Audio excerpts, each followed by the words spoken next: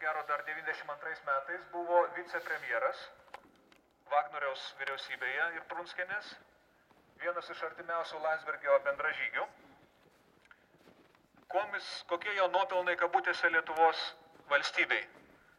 Jisai dar 80-ųjų metų gale, prisidengdamas žaliaisiais lozungais, pradėjo blokadą trečiojo Ignalinos atominio bloko statybos.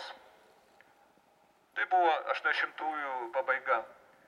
Prisidengdami tai, kad neva tai yra grėsmė Lietuvai, Vaišvila ir jo sėbrai sustabdė Ignalinos atominio bloko trečiojo bloko, kuris tuo metu buvo statomas visos Tarybų Sąjungos lėšomis, statybą.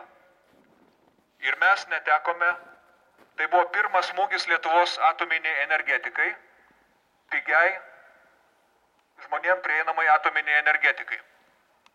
Tai jo pirmas nuopelnas, jiem pavyko tada sustabdyti šito bloko statybą.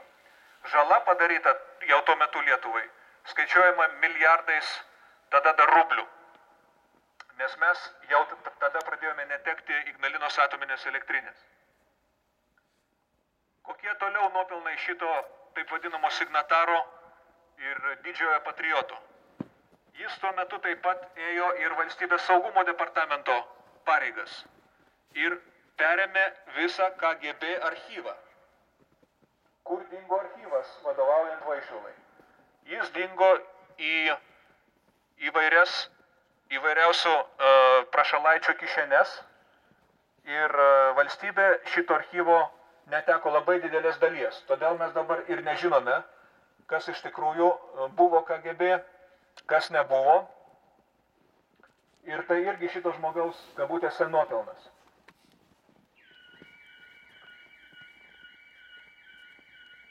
Matyt, nuo mūsų garso signalizacija. O gal ir ne nuo mūsų. Ir koks yra trečias kabutėse nuopelnas Zigmo Vaišvilos. Ir ko gero ne vienintelis. Kaip minėjau, jisai buvo vicepremjeras tuo metu ir valstybės saugumo tarybos narys.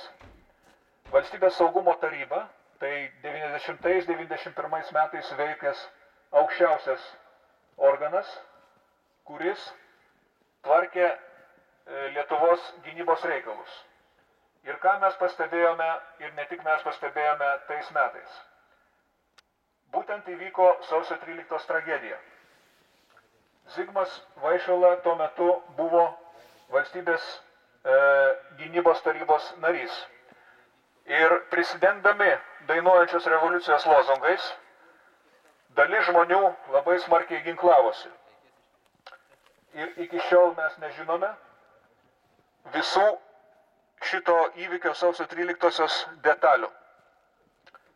O Zigmas Vaišvila tuo metu kartu su Butkevičium ir Landsbergiu vadovavo gynybos tarybai. Rezultatą mes matome. Iki šiol sausio 13-osios byla yra neištirta iki galo. Iki šiol kyla klausimai pagal liudytojų parodymus, kas šaudė iš viršaus į žmonės sausio 13 dieną nuo stogų. Kodėl dalis aukų buvo rastos juose medžioklinės kulkos, pirmojo ir antro pasaulinio karo laikų šautuvų kulkos. Kas šaudė iš viršaus? Visą tiesą apie sausio 13. Lietuvių tauta turi teisę žinoti šitą tiesą. Dabar įvairūs veikėjai prisidengdami sausio 13 manipuliuoja, kaitina aistras ir slepia Lietuvos ekonominį bankrotą ir visais kitais būdais bando nuslėpti visą tiesą. Štai kodėl mes šitą temą irgi šiandieną pasirinkome. Štai tokie yra mūsų reikalavimai ir ponas Vaišvila, tu atsakysi už juos visus. Ir už energetiką sužlugdytą, ir už sužlugdytą Lietuvos ekonomiką, už energetiką, už atominę elektrinę. Ir visą tiesą apie sausio 13 mes tikrai sužinosime. Toks yra mūsų piketo tikslas ir Socialistinis liaudies frontas ne pirmą kartą daro piketus prie prasikaltusių pareigūnų ir politikų namų. Mes juos darysim ir toliau, kad nesijaustų jie nebaudžiami, prisidengdami įvairiausiais patriotiniais lozungais. Iš tikrųjų, jie yra antipatriotai. O didžiausias Lietuvos patriotas yra socialistinis liaudies frontas. Nes šita šutvė, prisidengdama nepriklausomybės lozungais ir gerovės, sužlugdė Lietuvos nepriklausomybę, sužlugdė Lietuvos valstybingumą ir padarė taip, kad Lietuvos ekonomika yra ant menčių paguldyta. Ir tik tai mes ir panašios jėgos į mus, į socialistinį liaudies frontą, sugeba atstatyti Lietuvos valstybingumą, sugeba atstatyti Lietuvos nepriklausomybę, sugeba atstatyti Lietuvos gerovę. Tik tai socialistinis liaudies frontas socializmo pagrindais galės tą padaryti. Kito kelio nėra.